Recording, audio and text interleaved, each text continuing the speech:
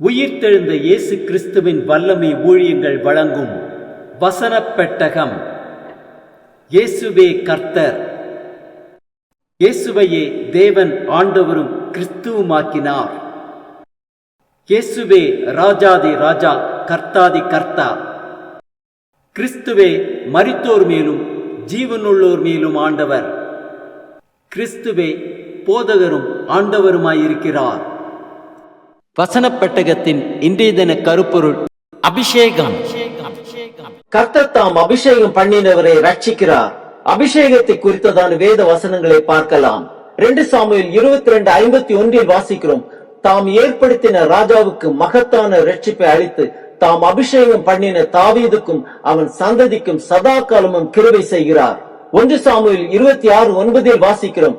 தாவீது அபிசாவை பார்த்து, அவரை கொல்லாதே, கர்த்தர் அபிஷேகம் பண்ணிவித்தவர் மேல் தன் கையை போட்டு குற்றமில்லாமல் போகிறவன் யார் என்று சொன்னான்.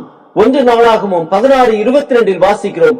நான் அபிஷேகம் பண்ணினவர்களை நீங்கள் தொடாமலும் என்னுடைய தீர்க்க தரிசிகளுக்கு தீங்கு செய்யாமலும் இருங்கள் என்றார். சங்கீதம் 28:8 வாசிக்கிறோம். கர்த்தர் அவர்களுடைய பலன், அவரே தாம் அபிஷேகம் பண்ணினவனுக்கு அரணான அடைக்கலமானவர். சங்கீதம் 89:20 முதல் 23 வரை உள்ள வசனங்களில் பார்க்கிறோம். என் தாசனாய தாவீதை கண்டுபிடித்தேன், என் பரிசுத்த தைலத்தினால் அவனை அபிஷேகம் பண்ணினேன். என் கை அவனோட உறுதியாயிருக்கும், என் புயம் அவனை பலப்படுத்தும். சத்துரு அவனை நெருக்குவதில்லை, நியாயக்கேட்டின் மகன் அவனை ஒடுக்குவதில்லை. அவன் சத்துருக்களை அவனுக்கு முன்பாக மடங்கடித்து அவனை பகைக்கிறவர்களை வெட்டுவேன்.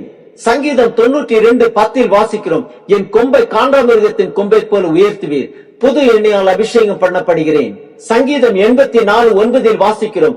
எங்கள் கேடகமாகிய தேவனே, கண்ணோக்கமாயிரும், நீர் அபிஷேகம் பண்ணினவரின் முகத்தை பாரும். சங்கீதம் 23:5 வாசிக்கிறோம். என் சத்துருக்களுக்கு முன்பாக நீர் எனக்கு ஒரு பந்தியை ஆயத்தப்படுத்தி என் தலையை எண்ணெயால் அபிஷேகம் பண்ணுகிறீர், என் பாத்திரம் நிரம்பி வழிகிறது. சங்கீதம் 18:50 வாசிக்கிறோம். தாம் ஏற்படுத்தின ராஜாவுக்கு மகத்தான ரட்சிப்பை அளித்து தாம் அபிஷேகம் பண்ணின தாவீதுக்கும் அவன் சந்ததிக்கும் சதா காலமும் கிருபை செய்கிறார்.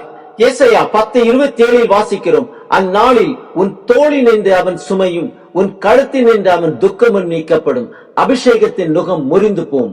லூக்கா 4:18 முதல் 20 வரை உள்ள வசனங்களில் பார்க்கிறோம். கர்த்தருடைய ஆவியானவர் என் மேல் இருக்கிறார், தரித்திரருக்கு சுவிசேஷத்தை பிரசங்கிக்கும்படி என்னை அபிஷேகம் பண்ணினார்.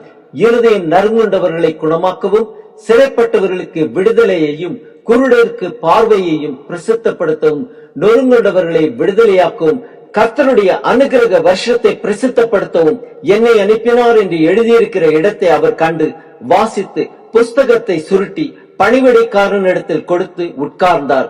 ஜெப ஆலயத்தில் உள்ள எல்லாருடைய கண்களும் அவர் மேல் நோக்கமாயிருந்தது. 2 கொரிந்தியர் 1:21 வாசிக்கிறோம். உங்களோட கூட எங்களையும் கிறிஸ்துவுக்குள் ஸ்திரப்படுத்தி நம்மை அபிஷேகம் பண்ணினவர் தேவனே. எபிரேயர் 1:9 வாசிக்கிறோம். நீ நீதியை விரும்பி அக்கிரமத்தை வெறுத்திருக்கிறீர், ஆதலால் தேவனே, உம்முடைய தேவன் உமது தோழரை பார்க்கிலும் உம்மை ஆனந்த தைலத்தினால் அபிஷேகம் பண்ணினார். 1 யோவான் 2:27 வாசிக்கிறோம். நீங்கள் அவராலே பெற்ற அபிஷேகம் உங்களில் நிலைத்திருக்கிறது, ஒருவரும் உங்களுக்கு போதிக்க வேண்டியதில்லை. அந்த அபிஷேகம் சகலத்தையும் குறித்து உங்களுக்கு போதிக்கிறது, அது சத்தியமாயிருக்கிறது, பொய் அல்ல. அது உங்களுக்கு போதித்தபடியே அவரில் நிலைத்திருப்பீர்களாக. 1 யோவான் 2:20 வாசிக்கிறோம்.